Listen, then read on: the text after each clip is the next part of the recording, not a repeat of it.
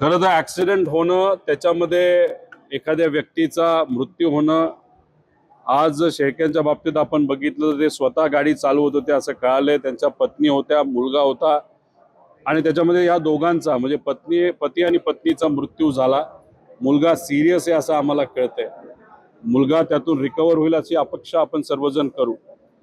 योगायोग बघा, खराताचं प्रकरण सापडलं जातं, त्याच्यामध्ये मोठ्या मोठ्या नेत्यांची नावं बाहेर यायला लागतात. व्हिडिओ अनेक लोकांना मिळालेले आहेत, पण या काही लोकांनी, सत्तेतल्या लोकांनी फक्त सामान्य लोकांचेच व्हिडिओ प्रसिद्ध केलेले आहेत. मग हे व्हिडिओ असणं, काळी पूजा करणं, काळ्या पूजेच्या पाठीमागे कुठला तरी हेतू असणं, दादांचा ऍक्सिडेंट होणं, पैशाची उलाढाल मोठ्या प्रमाणात होणं, हवाला होणं, दादांचा ऍक्सिडेंट ज्या दिवशी झाला त्याच्या आदल्या दिवशी, त्या दिवशी आणि दुसऱ्या दिवशी खराताच्या बँक अकाउंटमध्ये मोठी आर्थिक उलाढाल होणं आणि देशाला सोडून बाहेर जाण्याचा प्रयत्न हा खरात त्या ठिकाणी करणं आणि खराताच्या आजूबाजूला सत्तेतले अनेक नेते त्या ठिकाणी असणं.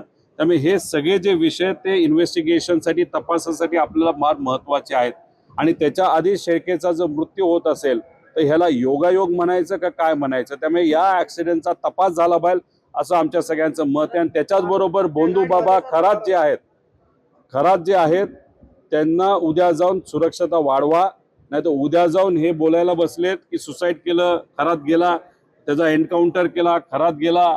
मग ह्याचे जे पुरावे होते आर्थिक, शेळके जे बिझनेस बघायचे, आर्थिक सगळ्या गोष्टी खरातांचे हे शेळके बघायचे, आज तेच नसतील तर आता प्रश्न कोणाला करायचा.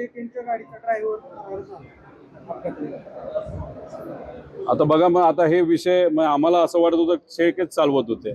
आता ड्रायव्हर जर चालवत होता आणि ड्रायव्हरने आधीच जर उडी मारली असेल, मग आता ड्रायव्हरला धरलं पाहिजे.